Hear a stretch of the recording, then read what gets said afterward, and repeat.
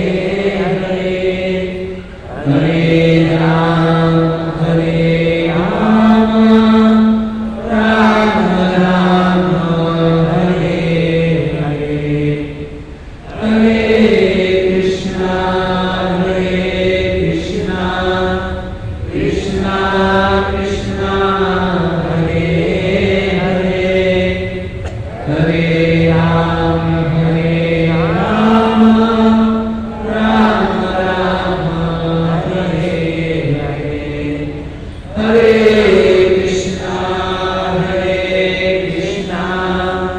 कृष्णा कृष्णा हरे हरे, हरे राम राम राम हरे हरे।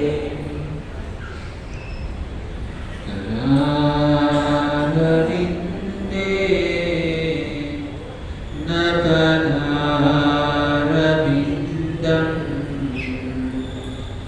मोहारविन्दे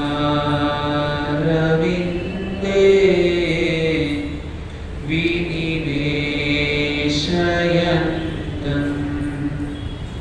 वातास्य तत्रस्य मुदेशयानम् बालं मुकुन्द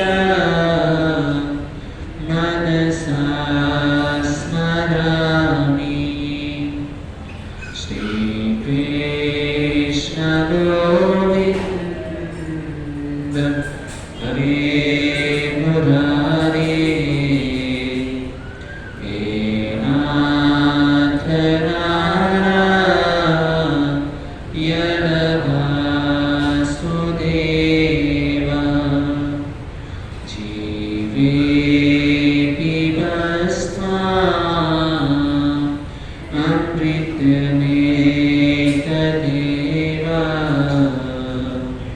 गोविन्द नामो नरमाधवेति, गोविन्द नामो नरमाधवेति।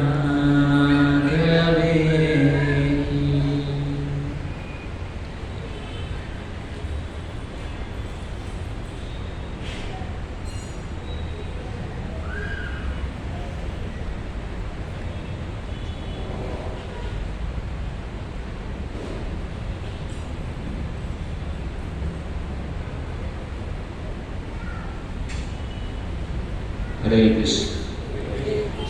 यहाँ पर उपस्थित आप सभी भक्तजनों का अंतर्राष्ट्रीय कृष्ण भावनामृत संघ की ओर से हार्दिक स्वागत करते हैं।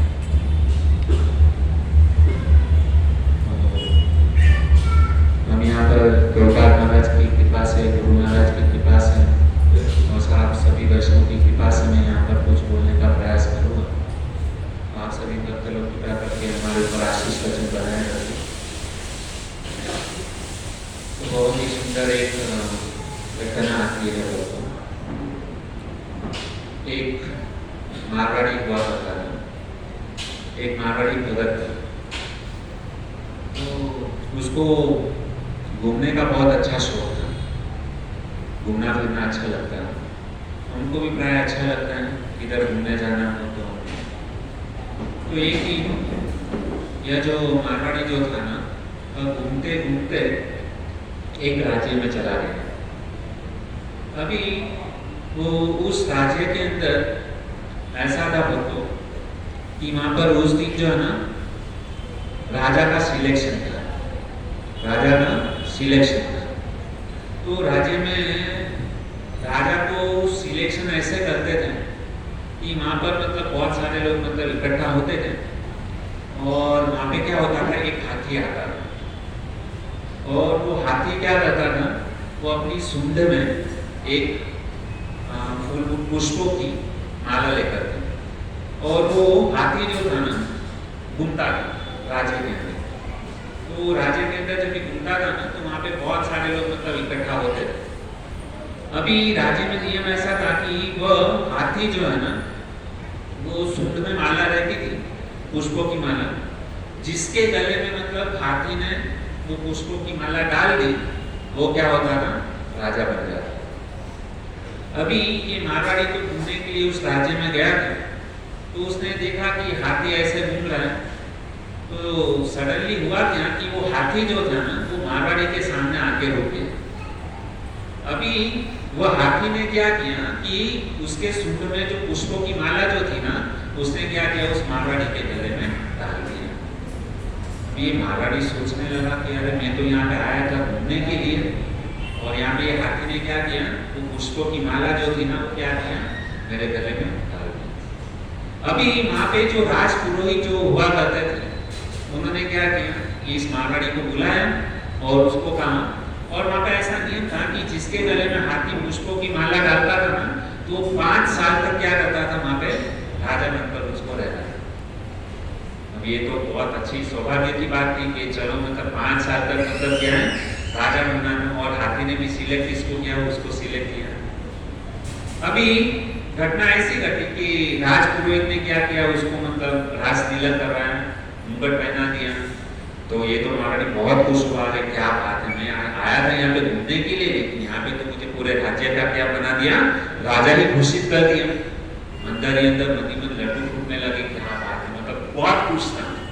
राजा बनना किसको अच्छा ना लगे। अभी वो राज पुरोहित ने कहा कि अभी तुम इस राज्य के मतलब 5 साल के लिए तुम क्या हो, राजा हो। तो उसके बाद में राज पुरोहित ने कहा 5 साल के लिए राजा हो, ठीक है, लेकिन इसके साथ में कुछ शर्त भी है।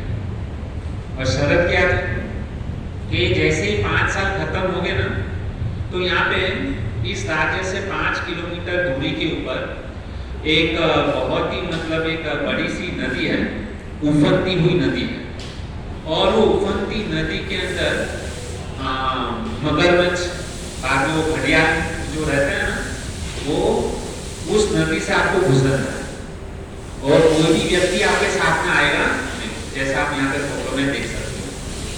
इतनी भयानक नदी है, 5 साल तक राजा बनोगे, लेकिन जैसे आपका राज्य खत्म होगा 5 साल का, उसके बाद में आपको क्या करना है, उस उफनती हुई नदी में जाना है। ऐसा समझ लो कि मौत भी मतलब वो नदी है, और उस नदी में क्या है, घड़ियाल रह गए, मगरमच्छ रह गए, और उसको पसार होकर के आपको नदी पार करना। और यदि समझो तुम इस नदी से बच भी गए, तो आगे क्या है, बहुत बड़ा सा जंगल है।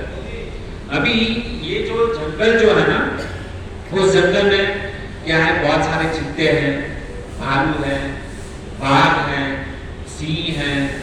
तो यहाँ से बच गए, तो वहां से तो बचने का कोई सवाल ही नहीं।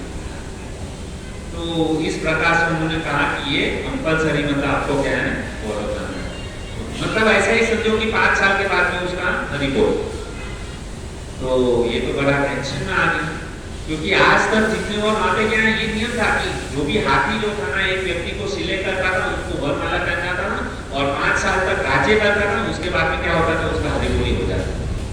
इतनी कठिन परीक्षा मतलब। और वहां पे होता था क्या कि राज्य के अंदर राजा तो बन जाता था, तो उसको पता था कि 5 साल के बाद में मेरी निश्चित रूप से क्या है, मृत्यु है। अभी वो 5 साल तक जब भी कोई राजा बनता था ना, तो वो क्या था, पूरा एकदम बहुत ऐश्वर्य में अपना समय बिताता, क्योंकि राजा जो चाहिए वो सब उसको मतलब डिमांड पूरी होती है। तो सारे राजा लोग अपनी तरफ, जितने भी राजा बने ना उस राज्य के अंदर, तो वो क्या करते थे, बहुत ऐश्वर्य में, इंद्रिय तृप्ति करने में अपना समय क्या करते थे, बिता देते थे। क्योंकि उसने बोला है कि 5 साल के बाद में पता नहीं क्या हमको मरना ही है, तो क्यों ना मरने से पहले हम क्या है, अपनी लाइफ को एंजॉय करके, जैसा आजकल लोग सोचते हैं ना, जीना है कितना, है ना, तो उसके पहले क्या है, मौज मस्ती करके जिए, बाद में कल किसने देखना है। तो इस प्रकार से सभी लोग अभी तक का रिकॉर्ड था कि इस प्रकार से सब लोग राजा बैठते थे और बाद में हरिबोल।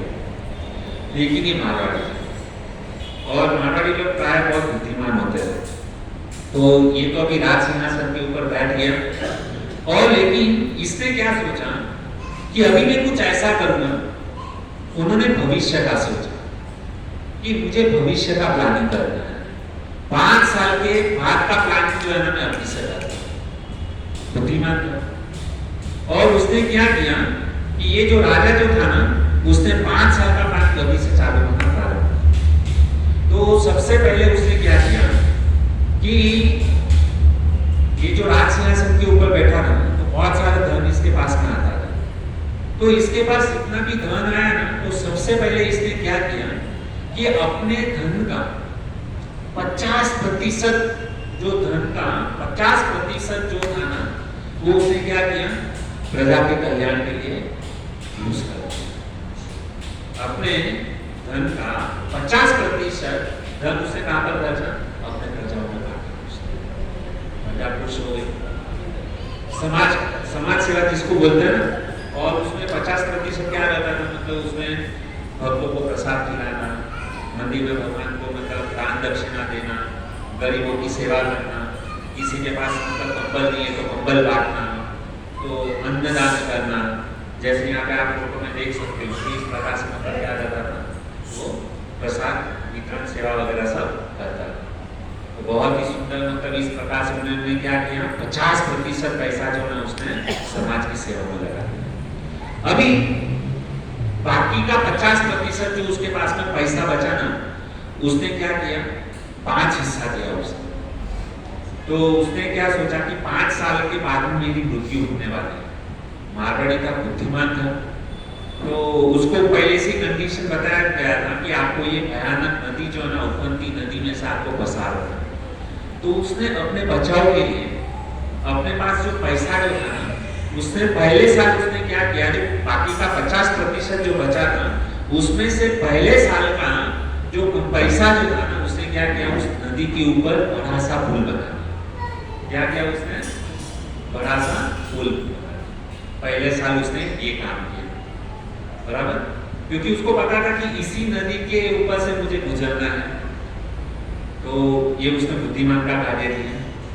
उसके बाद में उसने क्या किया, दूसरा साल उसने 5 साल बना, बराबर। पहला साल उसने क्या किया, नदी के ऊपर पुल बना दिया। अभी दूसरा साल जब आया ना, तो उसने क्या किया, वहां पे जंगल जैसा था, तो जंगल में पूरा जंगल जो था ना, उसमें सारे पेड़ों को उसने क्या किया, काट दिया। जंगल के अंदर जितना भी पेड़ पौधे वगैरह सब थे ना, उसने क्या किया, उसको काट दिया। और उसको काट करके आप लोग सोचते होंगे, अरे प्रभु जी ये तो मतलब झाड़ को काटना मतलब ये तो बहुत मतलब बड़ा पाप होता है, उसको काट दिया, पूरा जंगल तहस नहस कर। लेकिन ये मारवाड़ी था, इसने क्या किया, जंगल को काटा और उसके बाद में वो सारा जो जंगल जो था ना, उसको खेती लायक जमीन बना दिया। क्या बना दिया, एग्रीकल्चर लैंड, ताकि उसमें से सब लोग क्या कर सके, खेती कर सके और उसमें से अनाज उत्पन्न कर सके। तो दूसरा कार्य उसने क्या किया, इस प्रकार से। अभी तीसरा साल उसने क्या किया कि उसने जो 50% जो पैसा जो था ना, पहले तो उसने पुल बनवाया, दूसरे साल में उसने सारे जंगल को काट दिया और उसको क्या किया, जमीन को उसने एग्रीकल्चर लैंड बना दिया, खेती लायक जमीन बना दिया। अभी तीसरा साल उसने क्या किया कि वहां पे वो जो जंगल जो था ना, तो वहां पे उसने बहुत सारे जगह पे जो है ना, उसने बड़े से रोड बना दिया। क्या बनाया, रोड, आने जाने के लिए रास्ता वगैरह सब अच्छा सा पूरा उसने डेवलप किया जंगल में। और अभी क्या हो गया कि पुल भी बन गया, एग्रीकल्चर लैंड भी आ गया और रास्ता भी बना दिया। ये 3 साल तक उसने ऐसा काम किया। अभी चौथे साल उसने क्या किया कि उसके पास जो चौथे साल जो पैसा जो बचा था ना, तो चौथे साल में उसने अपने खुद के लिए रहने के लिए बड़ा सा महल बना। राजा तो कुछ भी कर सकता है, उसने क्या किया, अपने लिए रहने के लिए बड़ा सा महल क्या किया उसने बना। अभी 4 साल खत्म हो गए ऐसा करते करते, और बाकी के राजा लोगों ने क्या किया था, अभी कल केवल बस ऐशो आराम किया, इंद्रिय तृप्ति किया, भोग विलास किया, बाकी कुछ नहीं। लेकिन मारवाड़ी इसने दिमाग लगा के क्या किया, सब कुछ अच्छी तरीके से प्लानिंग किया।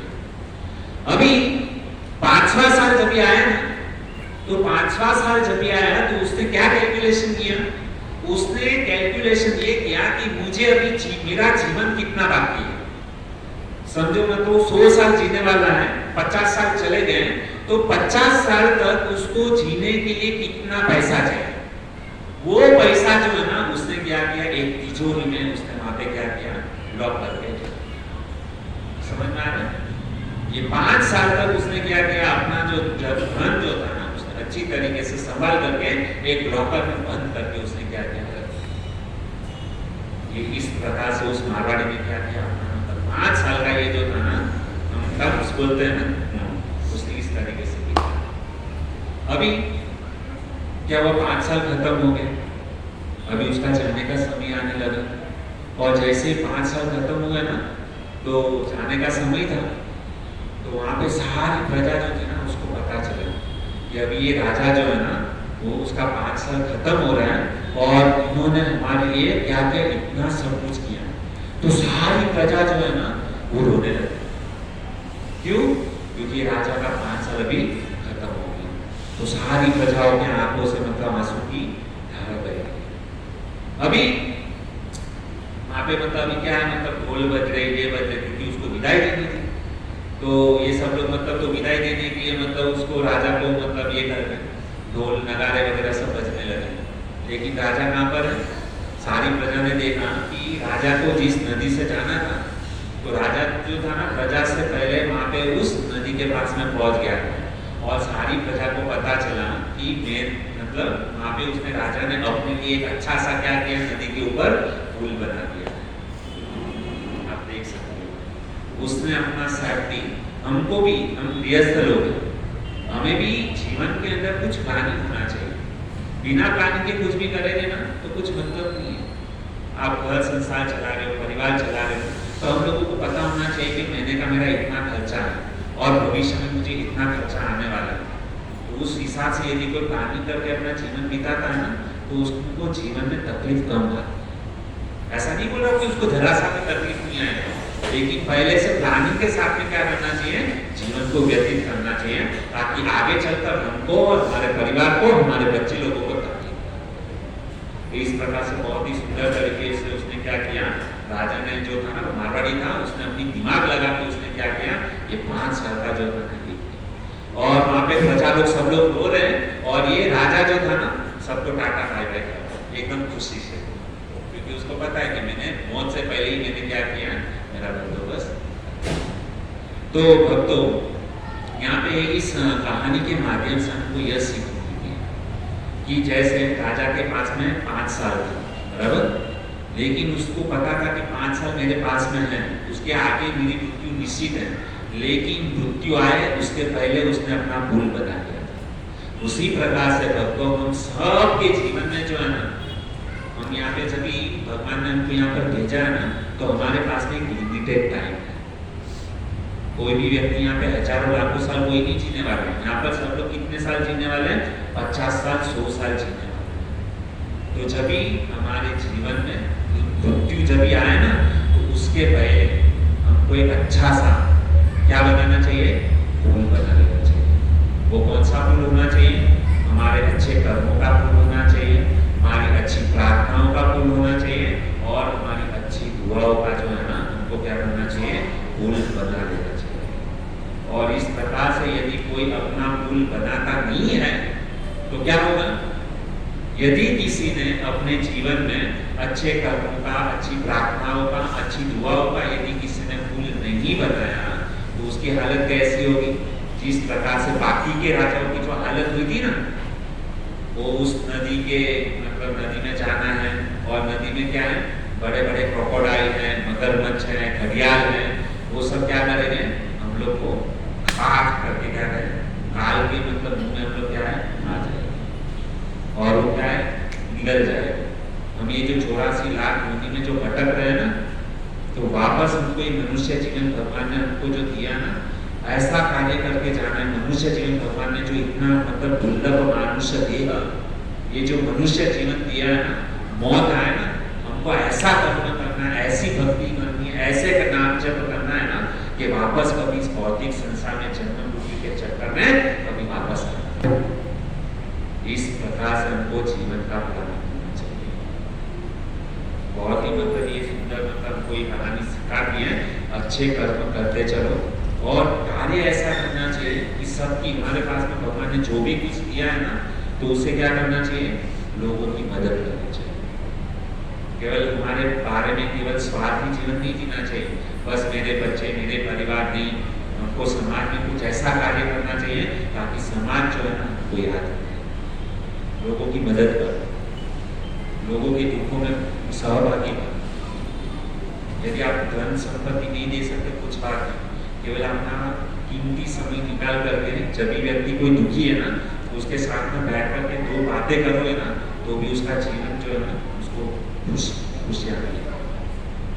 कभी कभी क्या होता है पता है, आधा दुख जो है ना केवल मतलब उसकी बातों को सुनने से जो है ना उस व्यक्ति का 50% दुख तो ऐसे ही चला जाए। लेकिन हमारा प्रॉब्लम क्या पता है, अरे तुम्हारे पास समय नहीं है, टाइम नहीं है, उसके पास में जाते नहीं है, उसके पास में जाएंगे तो तुरंत ही पैसा मांगेगा। मांग के कितना मांगेगा आपके पास, उसको भी पता है आपकी कैपेसिटी। और हम तो मतलब पूरा नेगेटिव ही सोचते हैं। यदि जिंदगी जीना है ना तो पॉजिटिव थिंकिंग के साथ में क्या करना चाहिए, जिंदगी को जीना चाहिए। और इस प्रकार से हमको जीवन में आगे बढ़ना चाहिए। एक दूसरे को सहायक होकर निस्वार्थ भाव से क्या करो, सेवा करो। यही सेवा जो है ना आगे चल करके हमको काम लगने वाली है। यही आशीर्वाद, ये आशीर्वाद, ये दुआ, गुरु का मतलब कृपा, यही सत्संग हमको क्या है जीवन में एक नया रंग। तो बहुत ही सुंदर मतलब इस माध्यम से मैंने इस कहानी को इसलिए बताया ताकि हम अच्छी तरीके से क्या कर सकें, हमारा जीवन यापन कर सकें। क्यों आया ना तो उसके पहले हमको क्या करना चाहिए, तैयारी करनी चाहिए। और आते हैं अभी कि अगले बुधवार को हम लोगों ने माधवेंद्रपुरी पाठ में क्या कर रहे थे, कथा को सुन रहे थे। यह माधवेंद्रपुरी पाठ हमने कथा कहाँ पर स्टॉप किया था, किसको याद है?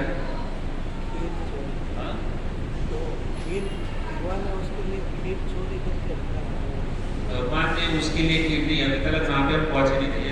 बाकी था ना कथा, बाकी था चंदन लाने के लिए, खाने के लिए। हाँ, क्या बोले थे, भगवान माधवेंद्रपुरी पाठ को स्वप्न दिए थे।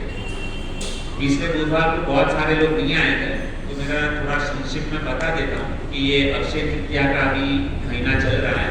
21 दिन तक मतलब ये चलता है। भगवान को चंदन लगाया जाता है ताकि भगवान को जो है ना ताप न लगे। अभी गर्मी का सीजन है तो भगवान को ठंडक पहुंचाने के लिए क्या करते हैं, चंदन लगाते हैं 21 दिन तक। तो ये जो चंदन यात्रा जो है ना माधवेंद्रपुरी पाठ जो है ना उससे चंदन यात्रा प्रारंभ हुई। तो हम लोगों ने देखा पिछले बुधवार को कि वृंदावन के अंदर वो माधवेंद्रपुरी पाठ ने क्या किया, उसको स्वप्न आया और वहाँ पे झाड़ियों में से माधवेंद्रपुरी पाठ और सारे ब्रजवासियों ने क्या किया, गोपाल जी को प्रकट किया, उसका अभिषेक किया। और कितने साल तक वो चला था ये फेस्टिवल, ये भगवान का उत्सव? 2 साल तक। 2 साल तक वहाँ पे सारे ब्रजवासियों ने क्या किया, गोपाल जी का अभिषेक किया। उसके बाद में 56 भोग, कथा, कीर्तन, ये 2 साल तक वहाँ पे चला। 2 साल खत्म होने के बाद में माधवेंद्रपुरी पाठ जो है ना एक वृक्ष के नीचे बैठ गए और आराम करने के लिए। और जैसे मतलब उन्होंने मतलब आराम किया तो उस समय वापस दोबारा ठाकुर जी उनको स्वप्न में आते हैं और स्वप्न में आकर के उनको क्या बोलते हैं, तुम जगन्नाथपुरी जाओ और वहाँ पे मलई पर्वत से मेरे लिए क्या लेकर के आओ, चंदन लेकर के आओ। और तुरंत ही आंख खुली। अभी वो उस समय 70-80 साल के बूढ़े व्यक्ति थे माधवेंद्रपुरी पाठ। तो मैंने यहाँ पे कहा था अगले हफ्ते कि माधवेंद्रपुरी पाठ को स्वप्न आया, भगवान ने बोला कि आपको जगन्नाथपुरी से क्या करना है, चंदन लेकर के आना है। और जगन्नाथपुरी का डिस्टेंस जो है ना बहुत लंबा है और ये कहाँ पर बैठा है, वृंदावन में, एक छोर के ऊपर है और जगन्नाथपुरी दूसरे छोर के ऊपर। उस समय ना मतलब ट्रेन थी, ना साइकिल थी, ना हवाई जहाज, ना कुछ भी नहीं था। और जाना कैसे है, चल के जाना। और 70-80 साल के बूढ़े व्यक्ति हो गए, लेकिन उन्होंने हार नहीं मानी। यदि भगवान हमारे सपने में आकर भगवान हमको बोले, भगवान हमारे सपने में आके बोले कि अच्छी बात करें, अरे तुम बहुत अच्छे हो, इतना माला 64 माला जप करते हो, इतना सेवा करते हो, भक्तों का ये करते हो, मंदिर जाते हो, अच्छी बातें करें तो हमको बहुत अच्छा लगता है। लेकिन गलती से भी भगवान ने स्वप्न में आके यदि बोल दिया कि भाई आपको 10 लाख रुपया जो है ना राधा गिरधारी मंदिर में डोनेशन देना है, तो स्वप्न बाद में हम लोग डाउट कर रहे हैं, ये मेरा शायद भ्रम है, भगवान ऐसा कभी मुझे बोल ही नहीं सकता, ये मेरा भ्रम हो सकता है, मेरा इमेजिनेशन। हम लोग ऐसा सोचते हैं। अच्छी बातें करें तो अच्छा है, लेकिन थोड़ा सा भी मतलब कष्ट में हमको तकलीफ वाला यदि कुछ बातें भगवान ने स्वप्न में आके बताया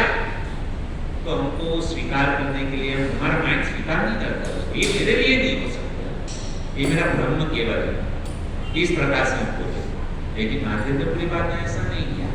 तो लास्ट टाइम हम लोगों ने बुधवार को देखा था कि माध्यमपुरी बात जो है ना कहाँ पर जाते हैं, जगन्नाथपुरी चल के जाते हैं। और मैंने आपको बताया था कि भगवान को जो है ना यदि किसी के पास में धन संपत्ति हो तो हम सोचते हैं कि मेरे पास धन है तो हम भगवान को पैसे से आकर्षित कर ले, नहीं कर सकते, क्योंकि हमारे पास इतना धन है ना उसे लाखों करोड़ों गुना धन जो है ना किसके पास में, भगवान के पास में।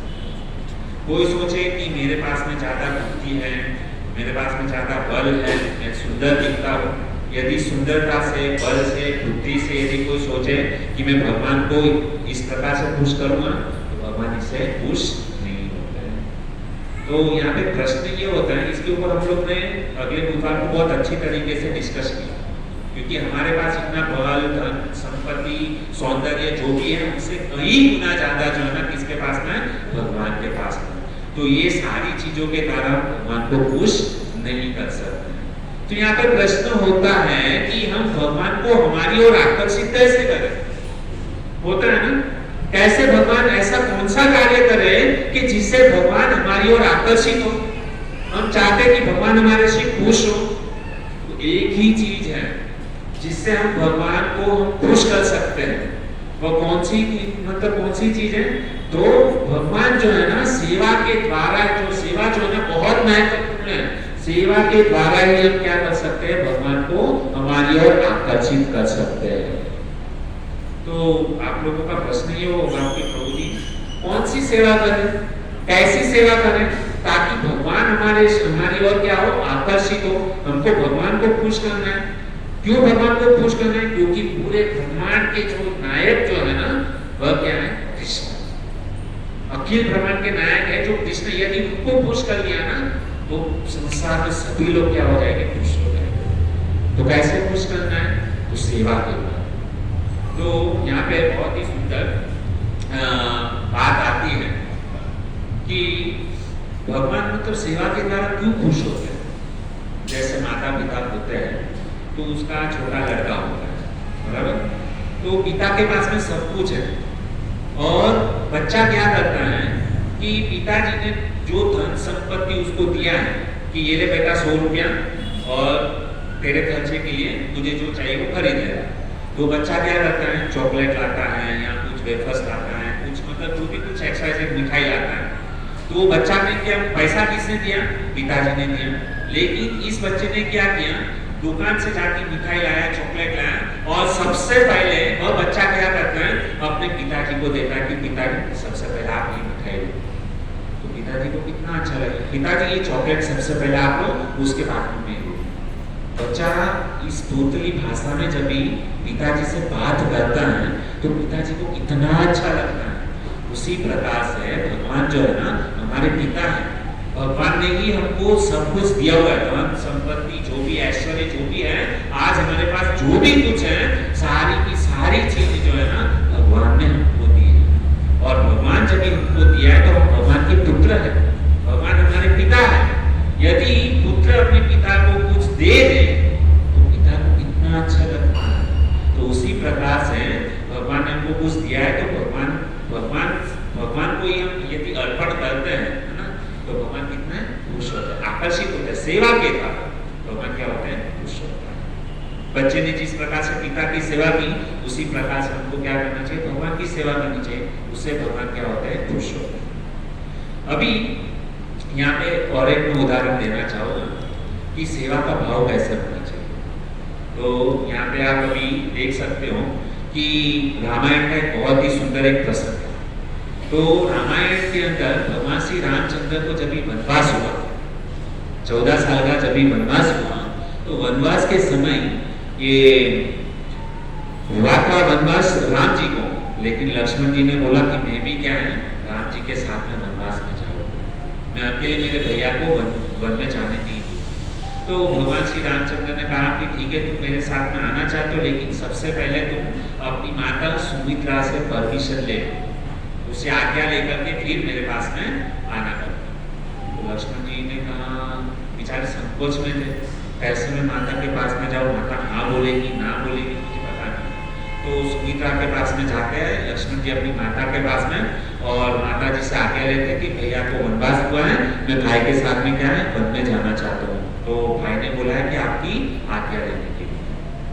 रामायण हमको बहुत कुछ सिखाती है। तो सुमित्रा ने कहा ये भी मतलब कोई पूछने की बात है और तुम इससे आज्ञा लेने के लिए आया है। और उसने तो मतलब लक्ष्मण जी खुश हो गए। और उसके बाद में सुमित्रा जो है ना लक्ष्मण जी को बहुत ही सुंदर बात बताती है। क्या बात बताती है? हम सबको यहाँ पे जितने भी लोग हैं ना सबको सीखने आए हैं। सुमित्रा अपने पुत्र को उपदेश देती है, जब भी तुम राम जी की सेवा के लिए वन में जब भी जाओगे ना तो एक बात का ध्यान रखना। क्या? तो लक्ष्मण जी पूछा क्या? तो सुमित्रा बताती है देखो तुम्हारा ये जो भाई जो राम जी जो है ना दिखने में इतना सुंदर है, इतना सुंदर है, और तुमको क्या करना है राम जी के मुंह की ओर देखना नहीं है। यदि तुमने क्या उपदेश दिया? माता लक्ष्मण जी को कहती है कि तुमको तुम्हारे भैया के मुंह की ओर देखना नहीं है।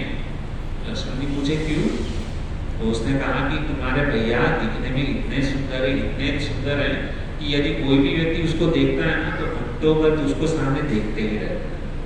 यदि तुम इस प्रकार से यदि राम जी के सामने यदि देखते रहे ना तो क्या होगा? तुम सेवा ठीक तरीके से नहीं कर पाओगे। तुम जा किसके रहे हो? राम जी की सेवा करने के लिए। और यदि तुमने राम जी की मुंह की ओर देख लिया तो खत्म। कोई भी व्यक्ति जो है ना राम जी दिखने में इतने सुंदर है उसको देख करके लट्टू हो जाता है। तो सुमित्रा जो है ना उसको उपदेश देती है कि राम जी की मुंह की ओर मत देखो। तो ये बहुत ही सुंदर मतलब शिक्षा देती है। अभी ये जो घटना जो हो रही ना तो और एक मुझे प्रसंग याद आता है कि जैसे भगवान श्री कृष्ण का विवाह रुक्मणी के साथ में हुआ। तो रुक्मणी उसका जो भाई जो था ना उसको कृष्ण का द्वेषी था। तो रुक्मी जो था ना वो रुक्मी चाहता था कि मैं मेरी बहन का विवाह जो है ना शिशुपाल के साथ में होना चाहिए। तो बहुत ही सुंदर घटना है कि विवाह के दिन सब डेट वगैरह सब फिक्स हो गया था। तो उस समय रुक्मणी जो थे ना सुबह सुबह माता जी के वहाँ पे एक मंदिर था तो माता जी के मंदिर में गए दर्शन करने के लिए। और रुक्मणी मैया इतनी सुंदर थी ना दिखने में कि उसकी कोई मतलब कल्पना हम नहीं कर सकते। तो रुक्मणी मैया अम्बा के मंदिर में गए, दर्शन किया, और जैसे ही दर्शन करके जब बाहर आ रही थी ना तो क्या हुआ कि वहाँ पे बहुत सारे मतलब राजा महाराजा लोग जो थे ना घोड़े सवार पर थे, कोई हाथी के ऊपर थे, कोई सैनिक, सब लोग वहाँ पे मतलब खड़े थे। और जैसे ही सब लोगों की नजर जो है ना रुक्मणी की ओर मतलब गई ना तो क्या हुआ कि जो घोड़े के ऊपर जो बैठे थे ना धड़ाम करके नीचे गिर गए। उसके बाद में हाथी के ऊपर जो बैठे थे ना वो भी धड़ाम करके क्या हो गए नीचे गिर गए। क्योंकि रुक्मणी मैया इतनी सुंदर थी ना कि उसको देख करके और कोई कुछ सैनिक लोग जो था ना वो ऐसे खड़े थे, खड़े ही जमीन के ऊपर गिर गए। ये रुक्मणी मैया का सौंदर्य तो बहुत ही सुंदर मतलब दिखने में थी। बाद में सीता मैया के ऊपर भी रामायण के अंदर बहुत सुंदर प्रसंग आता है कि सीता मैया, हमारी जो सीता मैया है ना वो भी दिखने में इतनी सुंदर थी। जब भी सीता स्वयंवर जब भी हुआ ना तो उस समय सीता वहाँ पे बड़े मतलब दूर से राजा महाराजा लोग जो है ना सीता स्वयंवर में आए थे सीता के साथ में विवाह करने के लिए। तो जब भी मतलब वो राजसभा के अंदर सीता मैया जब भी मतलब वहाँ पे राजसभा के अंदर आई ना तो सीता मैया की एंट्री कैसे होती है पता है कि वहाँ पे मतलब एक बड़ी सी सीढ़ियाँ लगी हुई थी और उसके हाथ में क्या है वरमाला है। और सीता मैया क्या है धीरे करके क्या है एक स्टेप नीचे उतर गई, 1 2 3 ऐसे करके नीचे उतर रही है। तो सीता मैया को देख करके क्योंकि बड़े राजा लोग थे और क्या हुआ कि वहाँ पे गैलरी थी तो कुछ राजा महाराजा जो थे ना वहाँ पे गैलरी में खड़े थे बालकनी में। तो जैसे सीता मैया मतलब धीरे एक सीढ़ी नीचे उतरती है ना तो सारे राजा लोगों ने गैलरी में से किसको देखा? सीता मैया को देखा। अभी जैसे सीता मैया को देखा ना राजा महाराजा ने तो वो जो गैलरी के ऊपर बालकनी में जो खड़े थे ना सीता मैया को देख करके सारे वो राजा एक करके क्या हो गए नीचे गिरने लगे। और गिरने के बाद भी मतलब क्या हुआ, जमीन के धड़ाम पे करके नीचे गिर गए, लेकिन गिरने के बाद में भी जो है ना उनकी आंखें जो है ना कहाँ पे लगी हुई है, सीता मैया को देखो, इतनी सुंदर थी सीता। इसलिए भक्तों हमको जो है ना प्रतिदिन क्या करना चाहिए, हम सौंदर्य के पीछे पागल हैं, रूप के पीछे पागल हैं, एक नशा सा मतलब क्या है चढ़ा हुआ है, अच्छी स्त्री को देखा नहीं उसके पीछे पागल हो गए, और स्त्रियां जो है ना अच्छे पुरुष को देखा नहीं उसके पीछे पागल हो जाता है।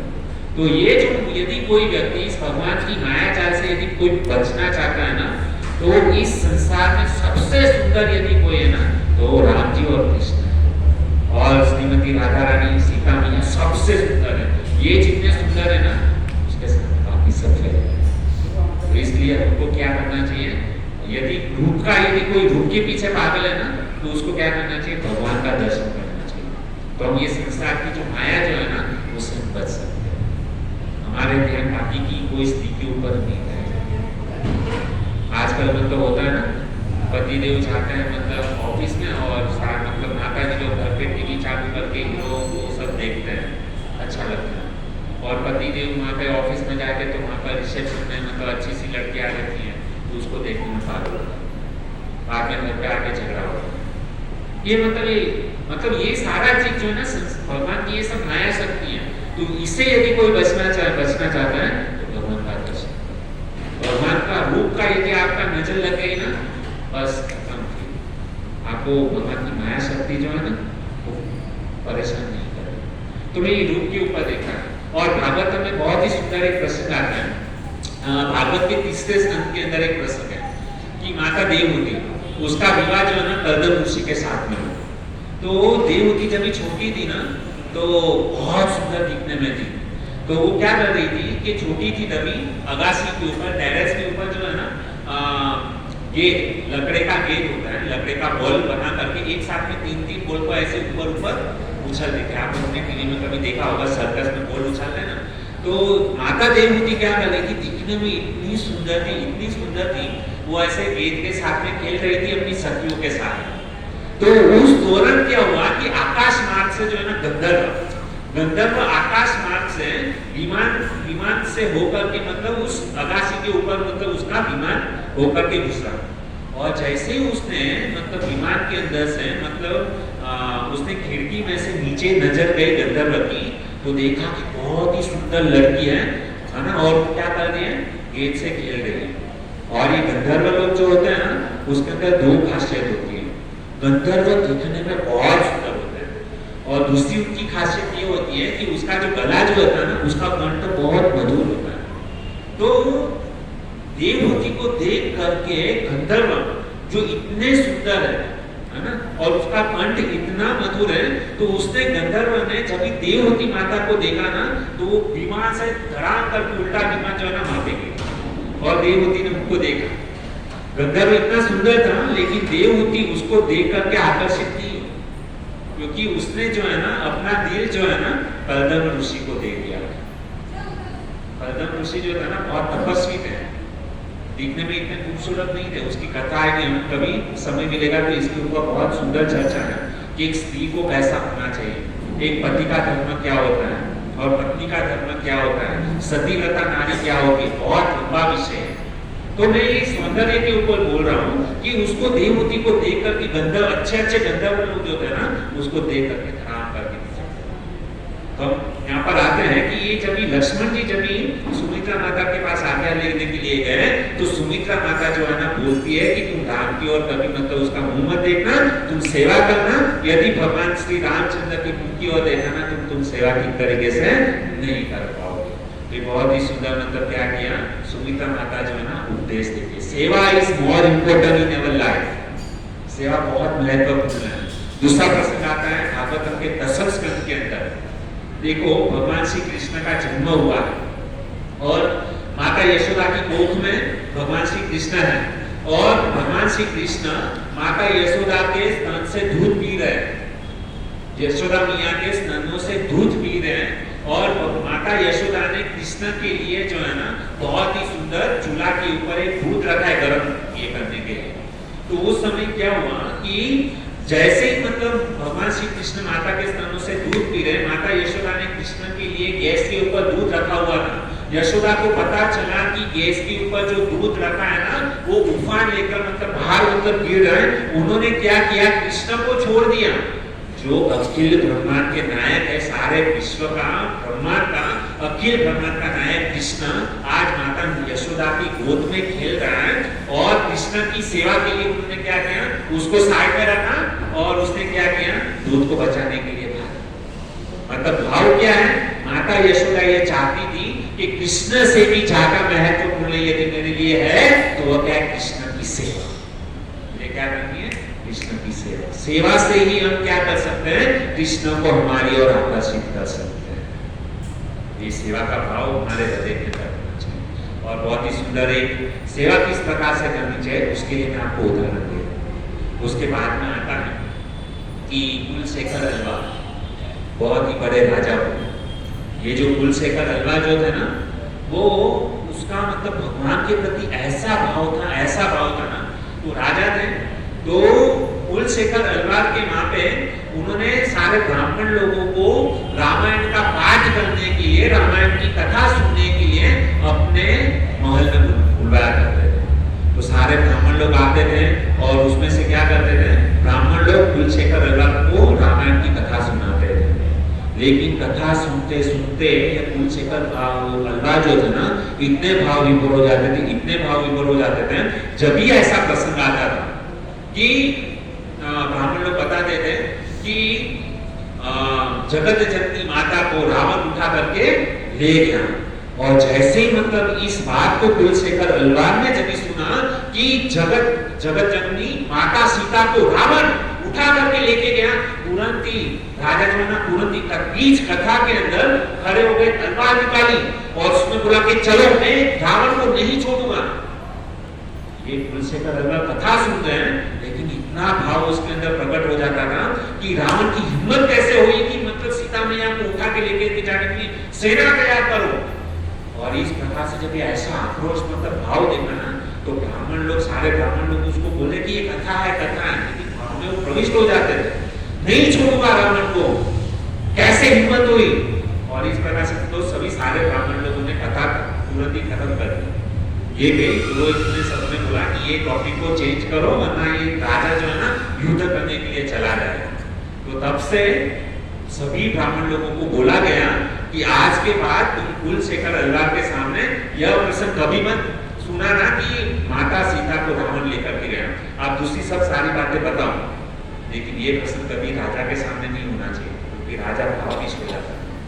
तो सारे ब्राह्मण लोगों को पता चल गया कि राजा के सामने कभी भी मतलब ये वाला प्रसंग कभी छेड़ना नहीं है। अभी हुआ क्या कि वो जो ब्राह्मण जो राम कथा जो सुना था ना, एक दिन उसकी तबीयत खराब हो गई। अभी हुआ क्या कि वो ब्राह्मण ने उसका जो लड़का जो था ना, उसको आदेश दिया कि तुम राजा के वहां पे जाओ और राम कथा तुम सुनाना। लेकिन वो बताना भूल गया कि राम मतलब कुलशेखर राजा के सामने रावण सीता मैया को उठाकर लेकर के जाता है, युद्ध की बात गलती से भी मत करना, वो बताना भूल गया। और ये ब्राह्मण बेचारा बीमार था, उसने अपने पुत्र को कहा कि जाओ तुम राजा को कथा सुनाने के लिए। ये ब्राह्मण मतलब गए वहां पे और तुरंत ही मतलब रामायण की सारी बातें बताने लगा।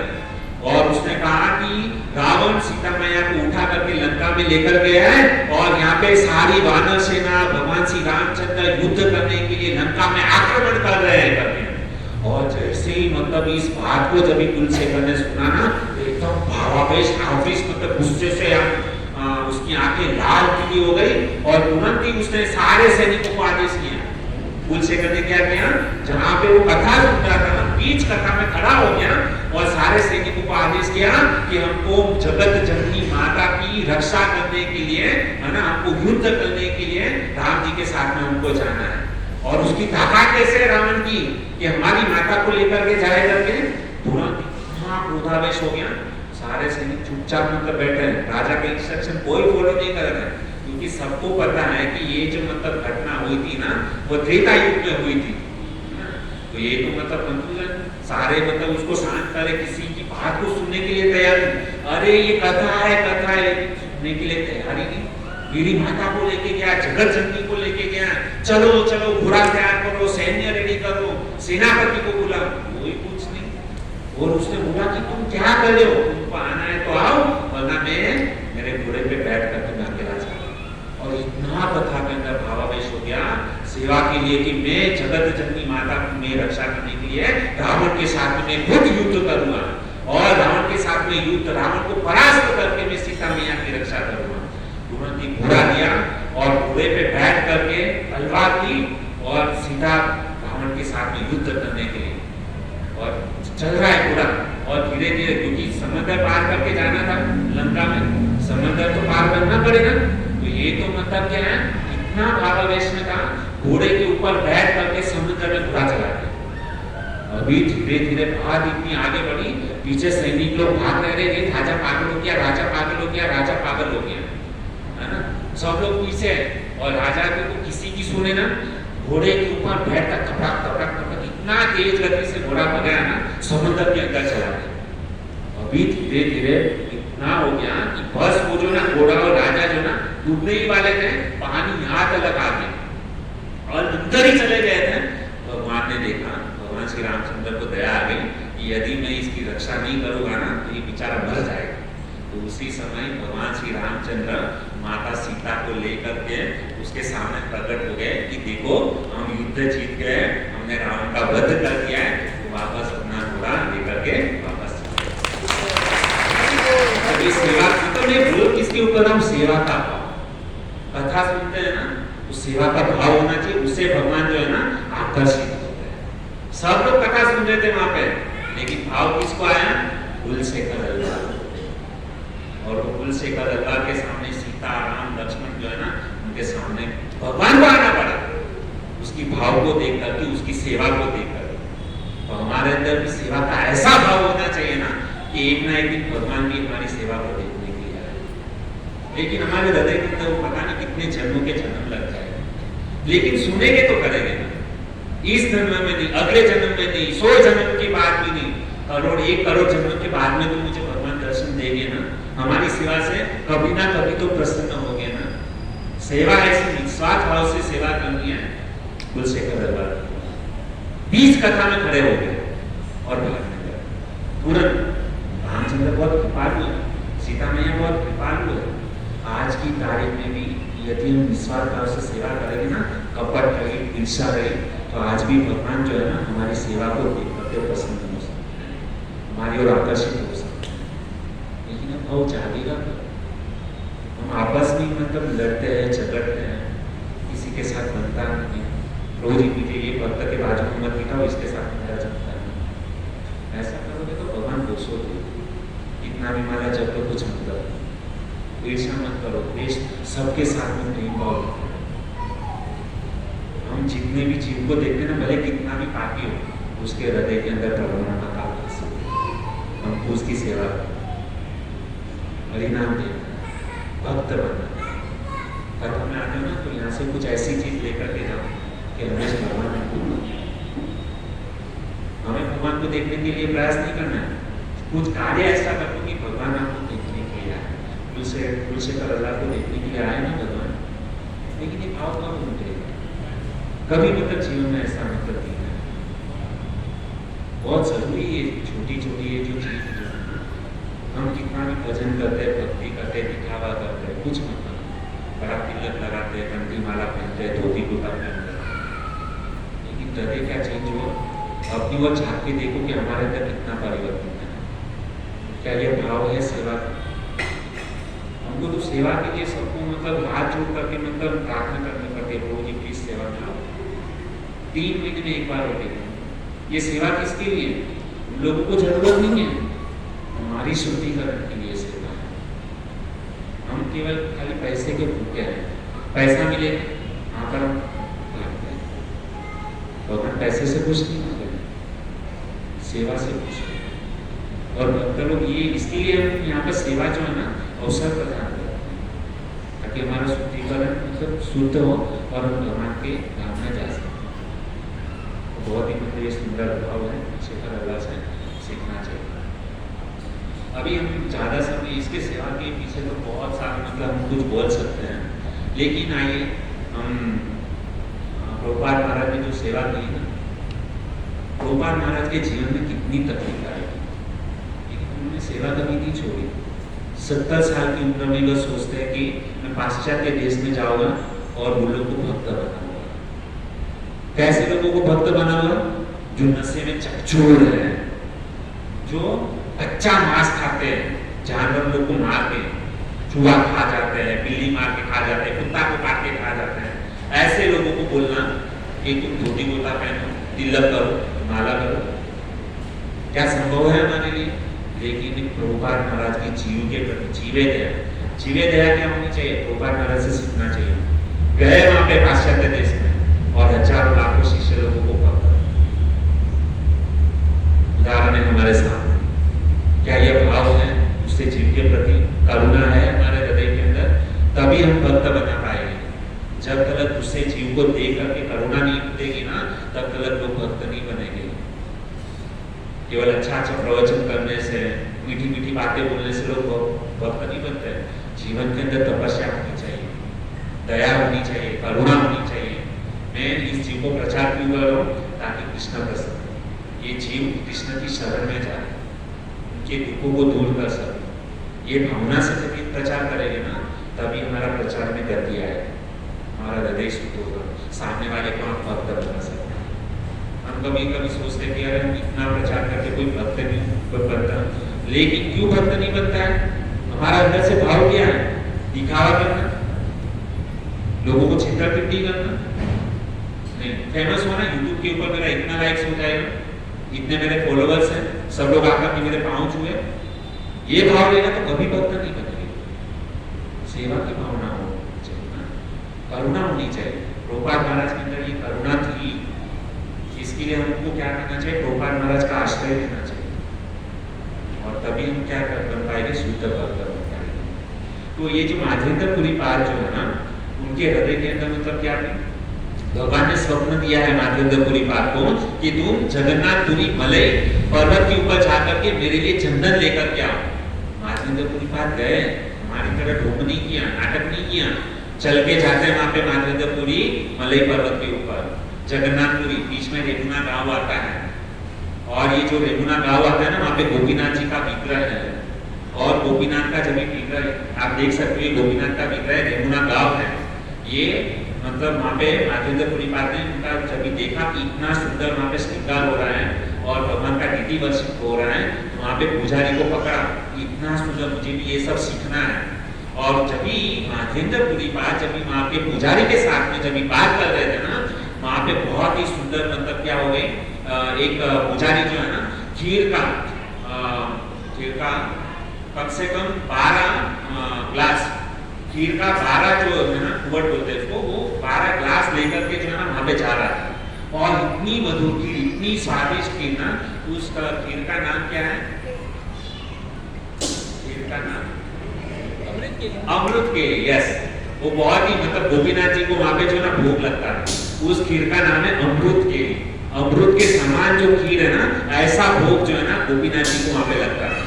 और जैसे ही माधवेंद्रपुरी पाद ने देखा कि ये 12 जो मटके में मतलब गोपीनाथ जी को खीर लेकर के जा रही, इतना सुंदर, तो माधवेंद्रपुरी पाद के मतलब मन में यह आया, काश मुझे ये जो है ना एक मतलब मटका जो है ना मुझे खीर का मिल जाए, और इसको मैं चखूं, और ऐसी खीर जो है ना मैं वहाँ पे मेरे गोपाल जी के लिए मैं बना, ये भावना आ गई। लेकिन देखा कि अभी तक भगवान को भोग लगा नहीं है, उसके पहले मेरे मन के अंदर क्या आ गई, ये विचार आ गया, भगवान को भोग नहीं लगा, उसके पहले मेरे मन में खाने की इच्छा हो गई। मेरे जैसा आदम जीव कोई नहीं है, तुरंत ही उनको बहुत पश्चाताप हुआ कि मैंने क्या कर दिया, भगवान को भोग लगा नहीं, उसके पहले मैंने इच्छा कर दी। इच्छा क्या किया था? ये चीज जब खीर को खा करके ऐसी सेम खीर जो ना मैं मेरे गोपाल जी के लिए बनाऊंगा। लेकिन तुरंत ही मतलब ये हुआ कि भगवान को भोग लगा नहीं, उसके पहले मेरे मुंह में पानी आने लगा, मैंने मतलब ये भाव किया, तुरंत ही वहां से निकल गए मंदिर से बाहर, और वहां पे एक वृक्ष के नीचे बैठ करके मतलब क्या करने लगे, पश्चाताप करने लगे। और यहाँ पर हुआ क्या, माधवेंद्रपुरी पाद जो ना, खीर तो भगवान को भोग लगा रात के समय, और भगवान तो घंटी बजा करके भगवान का पट बंद किया, और पुजारी सो गया। और जब भी वहां पे पुजारी सो गया ना, तो टोटल 12 मटके थे खीर के। और भगवान ने क्या किया, वो माधवेंद्रपुरी पाठ के लिए क्या किया, भगवान ने रात के समय जो है ना उसमें से एक खीर का मटका लिया और उसे छुपा दिया। क्या किया भगवान जो है ना, भगवान अभी तक हम लोगों ने सुना था कि भगवान चोरी करते हैं, किसकी, मक्खन की चोरी करते हैं। लेकिन आज भगवान ने क्या किया, अपने भक्त के लिए खीर का चोरी किया, खीर का कटोरा ही उठा करके छुपा दिया ताकि मैं अपने भक्त को दे पाऊं। अभी हुआ क्या, भगवान चल के तो नहीं जा सकते देने के लिए, तो वहां पे जो पुजारी जो सो गया था ना, वहां पे उस पुजारी के स्वप्न में भगवान आए गोपीनाथ जी, और गोपीनाथ ने उसको कहा कि देख मैंने क्या किया है, रात को जो है ना 12 वो मटके थे ना, उसमें से जो है ना एक मटका मैंने खीर का चूड़ा लिया है और मैंने यहाँ पर रखा है, वो मटका जो है ना किसको दे देना, माधवेंद्रपुरी पाठ को दे देना। भगवान उसको स्वप्न दिए और बाद में सुबह को उसकी 4 बजे आंख खुली तो तुरंत ही मतलब डायरेक्ट को अल्टर में जा नहीं सकते, उसने क्या किया, नहाया धोया और तुरंत अल्टर में जाकर के देखा तो 12 की जगह पे कितना थे वहां पे मटके, केवल 11 मटके थे। और एक मटका भगवान ने क्या किया था, छुपा लिया था। और भगवान ने क्या किया, वो जो छुपाया जो मटका जो था ना, जहाँ पर उसको बता दिया था कि यहाँ पे मैंने छुपाया है, तो वो मटके को लेकर के वो पुजारी जो है ना गाँव में निकलता है। यहाँ पर कोई माधवेंद्रपुरी नाम का व्यक्ति है, माधवेंद्रपुरी पाठ कहाँ पर है, कहाँ पर है माधवेंद्रपुरी, माधवेंद्रपुरी। तो तभी पता चला कि माधवेंद्रपुरी नाम जैसे सुना ना तो एक वृक्ष के नीचे बैठे रहे, कोई किसी ने कोई आवाज नहीं दी। तो बाद में वो पुजारी चिल्लाया कि यहाँ पर माधवेंद्रपुरी पाठ का कोई व्यक्ति है, उसके लिए जिसने भगवान गोपीनाथ ने क्या किया, उसके लिए खीर चुराई है, खीर का मटका चुराया है। कौन है माधवेंद्रपुरी, कौन है माधवेंद्रपुरी, जिसके लिए भगवान ने खीर चुराई, खीर चुराई, खीर चुराई। तो इस प्रकार से जब भी सुना ना तो माधवेंद्रपुरी पाठ जो ना तुरंत खड़े हो गए। यदि माधवेंद्रपुरी पाठ की जगह पे यदि हम होते थे ना तो हम तो मतलब एकदम कॉलर टाइट करके, हाँ मेरे लिए भगवान ने खीर चुराई में कितना महान भक्त होता है, हम तो एकदम मतलब राजा की तरह जाते थे। लेकिन माधवेंद्रपुरी पाठ ने ऐसा नहीं किया, वो तो बेचारे मतलब शर्म के मारे अपना नीचे मुंह झुका करके नम्रता के भाव से उस पुजारी के पास में गए कि हाँ मेरी हूँ माधवेंद्रपुरी पाठ। और तब से गोपीनाथ जी का नाम क्या पड़ा, खीर चोर गोपीनाथ। जो भी कोई व्यक्ति जगन्नाथपुरी जाता है ना तो जगन्नाथपुरी जाने से पहले रेगुना गांव बीच में आता है। तो हमको क्या करना चाहिए, यदि जगन्नाथ जी की कृपा प्राप्त करनी ना, जगन्नाथ जी के दर्शन करने ना, तो सबसे पहले हमको वहाँ पे खीर चोर गोपीनाथ जी का दर्शन करना चाहिए, कि जिसके लिए माधवेंद्रपुरी पाठ के लिए भगवान ने खीर चुराया, और तभी आपका जगन्नाथ जी का दर्शन जो है ना सफल हो। तो बहुत ही मतलब सुंदर वहाँ पे उस समय क्या नाम की ना, खीर चोर गोपीनाथ। अभी क्या हुआ, माधवेंद्रपुरी पाठ तो बहुत फेमस हो गया। तो माधवेंद्रपुरी पाठ बहुत ही सुंदर, ये जो अमृत केली जो खीर जो थी ना, उसने उन्होंने क्या किया, खाया और खत्म, वो खीर खत्म हो गई ना, उसके बाद में मटका फेंक नहीं दिया, वो मटका भी क्या किया उसने, मतलब उसको अपने पास में रखा और मटके को तोड़ के एक एक मतलब क्या करते थे, एक एक टुकड़ा जो ना रोज मटके को खाते थे, क्योंकि साक्षात भगवान ने क्या किया, इसी मटके को अपने हाथों में लेकर के मतलब पुजारी को दिया। कितना मतलब भाग्य होगा। तो उसे बहुत ही संभाल के अपने एक रुमाल के अंदर बांध कर दिया कि ये है माधवेंद्रपुरी पाठ, कोई सामान्य नहीं। और उसके बाद में माधवेंद्रपुरी पाठ वहाँ पे फेमस हो गया। तो जैसे ही उनको पता चला कि यहाँ पे तो अभी मैं फेमस हो गया, क्योंकि भगवान जिसके लिए खीर चुराए उस व्यक्ति की कितनी मतलब लोग प्रशंसा करेंगे, हार पहनाएंगे, ये करेंगे, वो करेंगे, उन्होंने उसी समय जो है ना उस गाँव को छोड़ दिया। क्योंकि भगवान ने स्वप्न में क्या दिया था कि भाई तुझे क्या करना है, नेम फेम में फंसना नहीं है। जब भी हम सेवा करते हैं ना, कुछ अच्छी अच्छी सेवा करते हैं ना, तो भगवान माया शक्ति के द्वारा हम लोग को फंसा देते हैं। हमको क्या मिलता है, नाम मिलता है, फेम मिलता है, प्रशंसा मिलती है, लोग हमारे चरणों में आके झुकते हैं, प्रणाम करते हैं, लेकिन हमको उसमें फंसना नहीं है। यदि फंस गए ना, गए काम से। माधवेंद्रपुरी पाठ उसमें फंसे नहीं, उन्होंने तुरंत ही उस जगह को खाली कर दिया और किधर चले गए, जगन्नाथपुरी, जहाँ से उसको चंदन लेकर के आना था मलई पर्वत से। तुरंत ही उस जगह को छोड़ दिया, यदि मैं यहाँ पे रहूंगा मैं फंस जाऊंगा, तुरंत ही उसको छोड़ करके जगन्नाथपुरी गए। अभी हुआ क्या कि माधवेंद्रपुरी पाठ जैसे जगन्नाथपुरी गए ना, तो जगन्नाथपुरी पहुंचने से पहले माधवेंद्रपुरी का नाम वहां पर पहुंच गया था कि माधवेंद्रपुरी पाठ इतने महान भक्त है कि जिसके लिए भगवान ने खीर चुराई थी। वहां पे राजा को पता चल गया, वो टेंशन में आ गया, अरे यहाँ पे तो मतलब सब लोग मुझे जानने लगे। लेकिन उन्होंने क्या मन में संकल्प किया कि ठीक है, मैं यहाँ पे फेमस हो गया, लेकिन मुझे ये जो प्रसिद्धि मिली है ना, उसको मैं भगवान की सेवा में लगाऊंगा। यदि कोई हमको नाम प्रसिद्धि ये सब मिल जाए ना, तो उसको भगवान की सेवा में लगाना चाहिए। कैसे सेवा में लगाया? तो तुरंत ही राजा उसके पास में आया और राजा माधवेंद्रपुरी पाद को मिले, उसको प्रणाम किया। अरे आपको इतने बड़े भक्तों के भगवान ने आपके लिए खीर चुराई, बोलो मैं आपकी क्या सेवा कर सकता हूँ। तो माधवेंद्रपुरी पाद ने ये जो प्रसिद्धि जो मिली थी ना, माधवेंद्रपुरी पाद ने क्या किया, राजा को कहा कि मुझे मेरे गोपाल जी के लिए वृंदावन में क्या है, वो उसने मुझे चंदन लाने के लिए भेजा है। मुझे क्या है 82 टन मुझे क्या चाहिए, चंदन और कपूर चाहिए। राजा ने कहा कि ठीक है। तुरंत ही उसने क्या किया, राजा ने माधवेंद्रपुरी पाद के लिए 82 टन क्या है, चंदन और कपूर का व्यवस्था किया और माधवेंद्रपुरी पाद को दिया। और साथ में रोडवेज से जाना था ना, तो पूरा डॉक्यूमेंट वगैरह एकदम परफेक्ट करके उसको दे दिया और कुछ पैसे भी दिए कि चलो ये लोग अपने गोपाल जी के लिए चंदन लेकर के जाओ। और वापस अभी क्या हुआ है कि जगन्नाथपुरी से माधवेंद्रपुरी पाद निकले यहाँ पर वृंदावन जाने के लिए, लेकिन बीच में वापस क्या आ गया, गोपीनाथ जी का मंदिर रेमुना, जहाँ पे क्योंकि वो रास्ते से होके गुजरना पड़ता था। वापस वो क्या हुआ है कि जैसे वृंदावन जाने के लिए निकले तो जगन्नाथ रेमुना गांव गोपीनाथ जी का मंदिर, वहाँ पे खीर, अभी तो मतलब क्या नाम हो गया था, खीर चोर गोपीनाथ। तो खीर चोर गोपीनाथ जी का मंदिर बीच में आया और वहाँ पे माधवेंद्रपुरी पाद ने क्या किया, वहाँ पे एक रात उन्होंने वहाँ पे बिताई। अभी उस समय वहाँ पे जो पुजारी जो था ना, उसने पहले से ही वो जो अमृत के लिए खीर का जो मटका जो है ना, पहले से किसको दे दिया, माधवेंद्रपुरी पाद को दे दिया। ये लो, ये तुम्हारा खीर भगवान का प्रसाद बना है ना, रात को वापस मुझे वो स्वप्न दे दिया और वापस तुम्हारे लिए भगवान को खीर चुराना पड़ेगा। भगवान को खीर चुराना ना पड़े इसके लिए मैं पहले से ही आपको ये खीर का मटका जो है ना आपको दे देता हूँ। और वो बहुत ही सुंदर खीर का मटका वापस क्या किया, पुजारी ने माधवेंद्रपुरी पाद को दिया और वहाँ पे माधवेंद्रपुरी पाद वहाँ पर सो गए। और वापस अभी क्या हुआ, वापस उसको वहाँ पे स्वप्न आया, भगवान ने स्वप्न दिया। क्या स्वप्न दिया, भगवान गोपाल जी ठाकुर जी उसके स्वप्न में आए। ठाकुर जी ने बोला इतनी मेहनत करके बेचारा, मतलब क्या है, वृंदावन से जगन्नाथपुरी आया चंदन लेने के लिए, अभी स्वप्न में आकर के इसको माधवेंद्रपुरी पाद को ठाकुर जी बोलते हैं, थैंक यू वेरी मच, अभी मुझे चंदन नहीं चाहिए। क्या बोले, आपका बहुत धन्यवाद, अभी मुझे चंदन की आवश्यकता नहीं है। अगर उसकी जगह पे हम रहते तो हमारा दिमाग ठनकता भी नहीं, रोज आता था ना, ये क्या बात हुई, इतना परिश्रम करके मैं चल करके यहाँ पे आया और अभी मतलब मैं चाहने के लिए तुम्हारे पास आ रहा हूँ और अभी आप बोले कि मुझे चंदन नहीं चाहिए, धन्यवाद, ये क्या बात है। लेकिन कुछ भी नहीं बोले माधवेंद्रपुरी पाद। भगवान ने उनको बोला कि तुम ये चंदन जो है ना यहाँ पे गोपीनाथ जी को लगा दो और यही चंदन जो है ना मुझे ऑटोमेटिक वहां पे मिल जाए।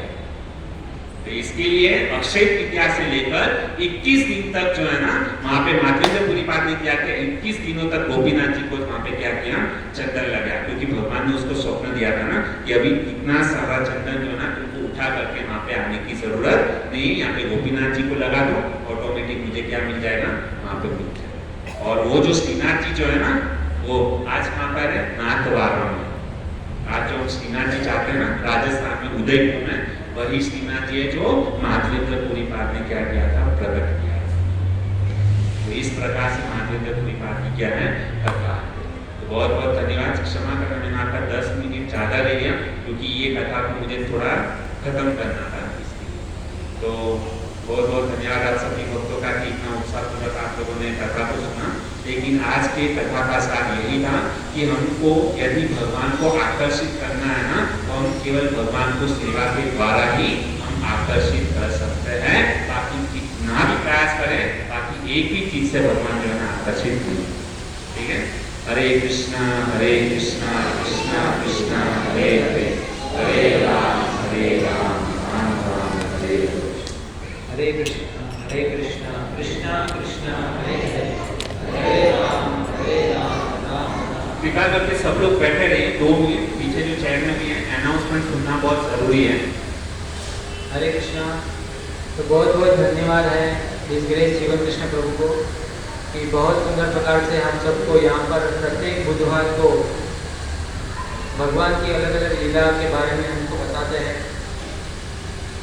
और आज बहुत सुंदर जो 21 दिन की चंदन यात्रा के बारे में श्रीपाद माधवेंद्रपुरी पाद के बारे में हम सबको बताया कि किस प्रकार से भगवान ने उनको स्वप्न में आकर कहा कि आप मेरे लिए चंदन लेकर आओ, और भगवान ही खुद खीर चोरा गोपीनाथ जी उनके लिए खीर भी चुराते हैं और उनको खीर देते हैं, प्रदान करते हैं। तो बहुत सुंदर प्रकार से प्रभु जी ने बताया हम सबको।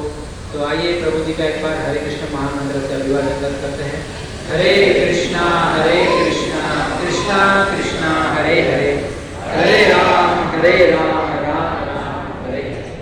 और प्रभु जी ने खास जोर देकर कहा कि भगवान कैसे प्रसन्न होते हैं, सेवा के द्वारा। सेवा करेंगे तो मेवा मिलेगा, है ना। तो सेवा किस प्रकार से की जाती है, तो श्रीपाद माधवेंद्रपुरी पाद ने भगवान के लिए चलकर जगन्नाथपुरी गए वृंदावन से। तो हम सबको क्या करना चाहिए, हमको भगवान ऐसी कठिन सेवा नहीं देंगे, भगवान हमको बहुत ईजी सेवा देंगे। खाली क्या करना है, यहाँ पर आना है, प्रत्येक बुधवार को अपने सगे संबंधी को लाना है, और यहाँ पर जो भी प्रभु जी बताते हैं उनका पालन करना है, उनको जीवन में उतारना है। प्रभु जी कहते हैं कि प्रत्येक भक्त को क्या करना चाहिए, माला करनी चाहिए, भगवान के नाम का जप करना चाहिए, भगवान को प्रणाम करना चाहिए। तो ये रोज हमारा ये कार्यक्रम होना चाहिए। भगवान प्रभु जी ने कहा कि पैसे से कोई भगवान को संतुष्ट नहीं कर सकता, है ना। पैसे से कोई भगवान को संतुष्ट नहीं कर सकता, ना सौंदर्य से कर सकता है, ना बल से कर सकता है। केवल प्रेम पूर्वक सेवा करने से ही भगवान को प्रसन्न कर सकते हैं। तो बहुत बहुत धन्यवाद है प्रभु जी को, और आप सभी भक्तों का भी बहुत बहुत धन्यवाद है। प्रत्येक भक्तों को यहाँ पर आते हैं, हम सेवा का उत्तोलन करते हैं। और आज का जो सुंदर महाप्रसाद है वो जयराज प्रभु जी की तरफ से है, और बहुत सुंदर भक्त हैं, अभी नए ज्वाइन हुए हैं यहाँ पर हमारे प्रोग्राम में। तो आज उनका जन्मदिन है, और जयराज प्रभु जी ने आज का बहुत सुंदर फीस्ट प्रसादम पूरा प्रसादम स्पॉन्सर किया है। तो आइए हम भगवान श्री श्री राधा गिरधारी जी, जगन्नाथ बलदेव सुभद्रा मैया जी, श्री श्री गौर गीता जी, सीताराम लक्ष्मण भक्त हनुमान जी, नरसिंहदेव भगवान से प्रार्थना करते हैं कि उनको भक्ति प्रदान करे, उनको लंबा आयुष्य प्रदान करे, धन दौलत से भरपूर रखे, और ऐसे ही निष्काम भाव से सेवा करते रहे।